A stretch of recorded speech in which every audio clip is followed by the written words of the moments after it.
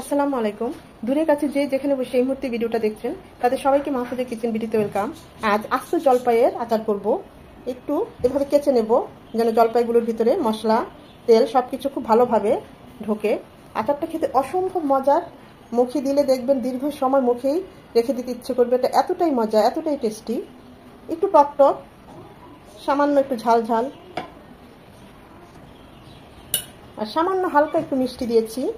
আর সাথে এরকম একটা অবশ্যই বোম্বে মরিচ দিবেন আচারের ভিতরে। এর টেস্ট, ফ্লেভার এবং ঝাঁজ আচারের টেস্টকে দ্বিগুণ করে দিবে। সত্যিই বলছি, এটা এতটাই ভালো হয়। হাতের কাছে থাকলে এটা অবশ্যই মিস করবেন না। এভাবে বয়ামের ভিতরে রেখে দিবেন আচারের সাথে। আচারটা যখন খাবেন তখন এর টেস্ট, ফ্লেভার সব কিছু বুঝতে পারবেন। একটা ডিফারেন্ট একটা টেস্ট আসে, একটা ফ্লেভার চলে আসে, যা করলে বোঝা যায়, না করলে বোঝা যায় না। আর অবশ্যই এরকম এয়ারটাইট একদম শুষ্ক কাচের বয়ামে রাখবেন। মাঝে মাঝে একটু হালকা রোদে দিবেন, তাহলে দেখবেন দীর্ঘক্ষণ আচারটা সংরক্ষণ করে রাখতে পারবেন। তো কথা না বাড়িয়ে আমি কিভাবে আস্ত জলপাইয়ের আচারটা করেছি সেটাই আজকে আমি আপনাদের সাথে শেয়ার করব।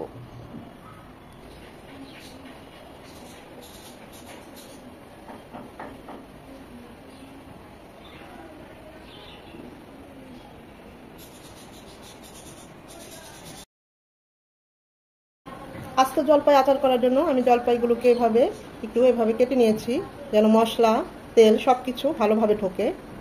খেতেও খুব টেস্ট হয়। প্রতিটা জলপাই ভালোভাবে প্রথমে জলপাইগুলো ধুয়ে কেটে একদম এভাবে ফ্রেশ করে নিয়েছি। এখানে কোনো পানি থাকা চলবে না। আর এই আচারটা একটু রৌদ্র লাগে। এইখানে এখন এই আস্ত জলপাইগুলো এভাবে কেটে নিয়ে আমি এখানে কিছু মশলা দেব। নিয়েছি 2 চামচ সর্ষে বাটা, কালো আর সাদা সর্ষে, 1 চামচ উঁচু করে আদা রসুনের পেস্ট, এখানে কোনো পানি থাকা চলবে না, মরিচ গুঁড়ো 1/2 চামচ, হলুদ গুঁড়ো 1/2 চামচ, ভাজা জিরে গুঁড়ো 1/2 চামচ, আর এখানে 5 ফোড়ন তেলে 1/2 চামচ নিয়েছি। চাইলে আস্তটাও 1/2 চামচ দিতে পারেন, আমি একদম গুঁড়ো করে দিয়েছি। আর স্বাদ মতো লবণ তো লাগছে। সব কিছু দিয়ে আমি এখন এই জলপাইগুলোকে মেখে নেব।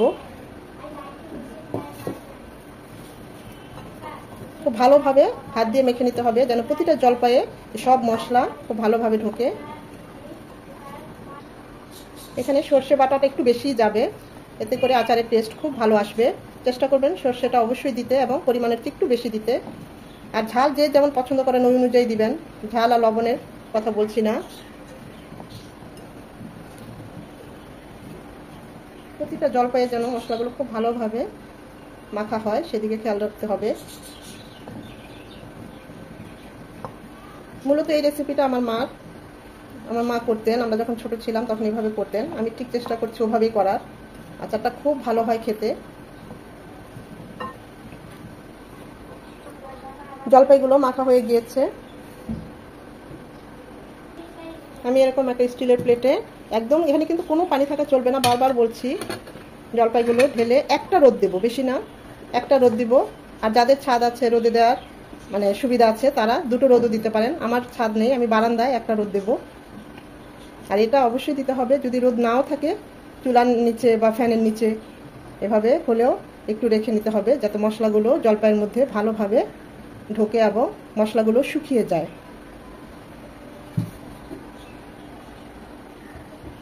এখন একটা রোদে দেব, বারান্দায় যতটুকু রোদ আসছে আর কি।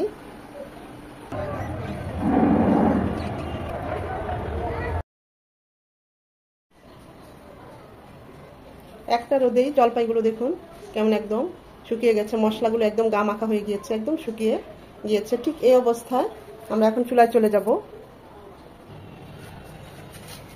4টা শুকনো মরিচ, 2 চামচ 5 ফোড়ন, 1 চামচ জিরা, এই সব কিছু একটু সামান্য তেলে নেব, হালকা আছে, খেয়াল রাখতে হবে পোড়ানো যাবে না।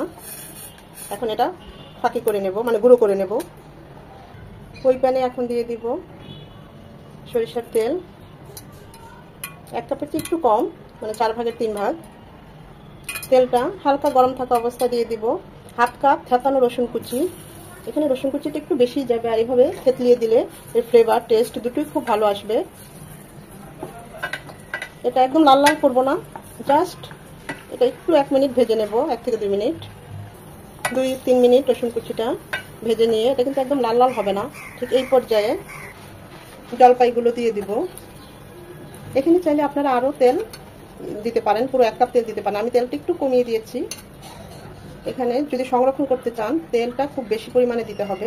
আমি যে মশলাগুলো ছিল সেই মশলাগুলো সহই দিয়ে দিচ্ছি।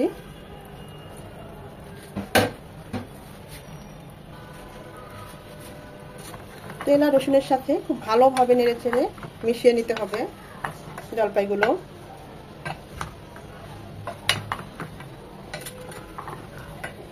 চুলার হিট মিডিয়াম টু লো হিটে থাকবে। এটা আস্তে আস্তে জাল হবে।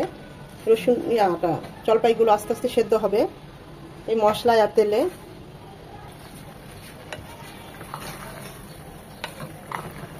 4 থেকে 5 মিনিট জলপাইগুলো তেলের মধ্যে ভেজে দেখবেন কালারটা কিছুটা চেঞ্জ হয়ে আসবে। এই পর্যায়ে দিয়ে দিব সাদা লবণ, বিট লবণ। বিট লবণটা অবশ্যই দিবেন, এতে করে টেস্ট দ্বিগুণ বেড়ে যায়। দিয়ে দিব চিনি। চিনিটা স্বাদ মতো যে যার পছন্দ অনুযায়ী। আমি এখানে 2 টেবিল চামচ চিনি দিলাম। এটা একটু টক, একটু মিষ্টি, একটু ঝাল ঝাল হবে। এগুলো দিয়ে খুব ভালোভাবে নেড়েচেড়ে মিশিয়ে আরও 4 থেকে 5 মিনিট জলপাইগুলো জাল করে নেব।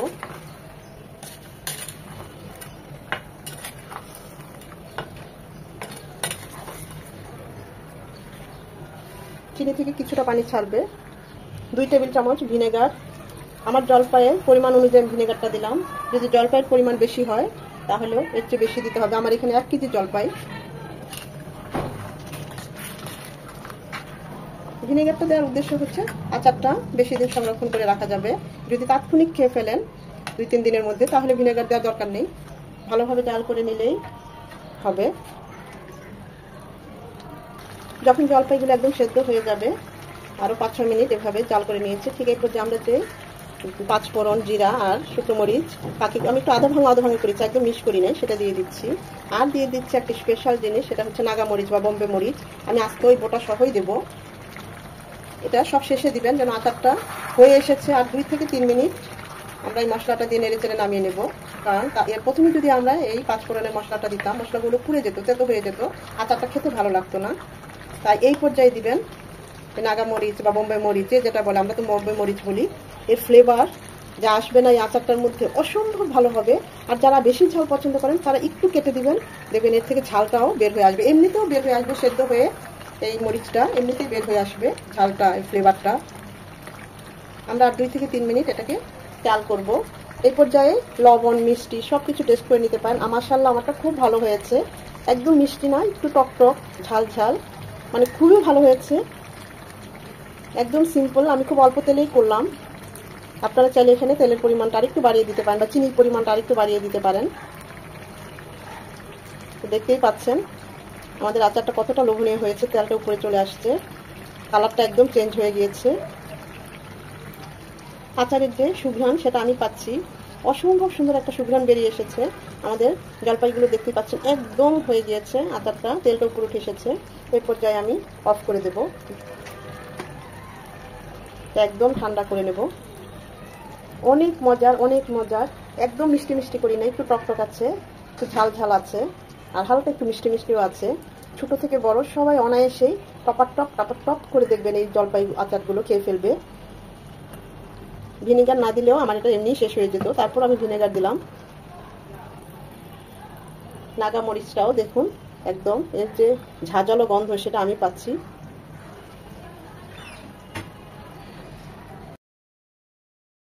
আচারটা একদম ঠান্ডা হয়ে গিয়েছে, দেখতেই পাচ্ছেন। এখন আমরা বয়ামে এটাকে রাখবো। যারা আচারের তেল পছন্দ করেন তারা তেলটা আর একটু তেল ভালোভাবে গরম করে জাল করে দিয়ে দিতে পারেন উপরে, তাহলে তেলে আচারটা ডুবে থাকলে অনেকদিন ভালো থাকে। এইভাবে আস্তে জলপাইটা যদি আচার করেন অসম্ভব মজা হয়। জলপাইটা খেতে ভিতরে মশলা ঢোকে, সব কিছু ঢোকে, দেখতেই পাচ্ছেন। আসলে আচার একটা সেন্সিটিভ জিনিস, এখানে অনেক কিছু খেয়াল করতে হয়। যে এখানে যে পাত্রে আমরা রাখবো সেই পাত্রটা একদম গরম পানি দিয়ে ধুয়ে একদম শুষ্ক রাখতে হবে। যে চামচটা আমরা ব্যবহার করব সেই চামচটা একদম শুকনো থাকতে হবে, এখানেও পানির স্পর্শ থাকা চলবে না। আবার আচারটা যখন করব সেখানেও কোনো পানি থাকা চলবে না, ভিনেগার ব্যবহার করতে হবে। সব কিছু মিলিয়ে আমি বলবো যে খুবই সেন্সিটিভ একটা জিনিস, অনেক সতর্কতা অবলম্বন করতে হয়। আমার এই আচারটা খাওয়া হয়ে যাবে, তাই আমি আর এক্সট্রা তেল দিলাম না। আপনারা যারা বেশি দিন সংরক্ষণ করে রাখতে চান তারা অবশ্যই আরও হাফ কাপ তেল খুব ভালোভাবে গরম করে জাল করে ওটাকে আবার ঠান্ডা করে এখানে জাস্ট ঢেলে দিবেন। সাথে দুটো শুকনো মরিচ দিবেন ডেকোরেশনের জন্য, দেখতেও ভালো, আচারটাও একটু ভালো থাকবে। বা একটু কালো জিরা একদম নিচে পাশে প্রথমে আচারটা দেওয়ার আগে একটু ছড়িয়ে দিবেন, আর দুটো শুকনো মরিচ, তারপর তেলটা ঢেলে তারপর আচারটা দিবেন। দেখবেন এইভাবে করে রাখলে আচারটা দীর্ঘদিন ভালো থাকবে। এইভাবে আমি যে রেসিপিতে এই আস্ত জলপাইয়ের আচারটা করেছি একবার হলেও করবেন। এটা এতটাই টেস্টি কি বলবো, নিজে করেছি সেই জন্য না, এটা আমার মার রেসিপি। চাইলে আমি যে চিনিটুকু দিয়েছি 2 টেবিল চামচের মতো, ওইটাও দিবেন না যারা চিনি পছন্দ করেন না। এটা সব কিছু দিয়ে খুব ভালো যায়, খিচুড়ি বা এমনি এমনি যদি আপনি খান দেখবেন মুখে দিলে একদম মিলিয়ে যাবে, আর অনেক সময় পর্যন্ত এটা টেস্ট আপনার মুখে লেগে থাকবে। এইটুকু অন্তত বলতে পারি এটা এতটাই টেস্টি। আমি তো 1 কেজি পরিমাণে করলাম, আপনারা যখনই করবেন একটু বেশি করে করবেন, দেখবেন করার সাথে সাথে ফুরিয়ে গিয়েছে। এটা এতটাই মজার আচার। জলপাইয়ের সিজন এখন, এই জলপাইয়ের সিজন থাকতে থাকতে এই আচারটা করে ফেলবেন, করে কমেন্ট করে আমাকে জানাবেন কেমন হয়েছে। আশা করি আপনাদের ভালো লেগেছে, এইটুকু বলতে পারি, অন্তত নিরাশ হবেন না। যদি ভিডিওটা ভালো লেগে থাকে লাইক কমেন্ট শেয়ার করে দিবেন। আর এতক্ষণ যারা এই ভিডিওটা দেখেছেন তাদের সবাইকে অসংখ্য ধন্যবাদ।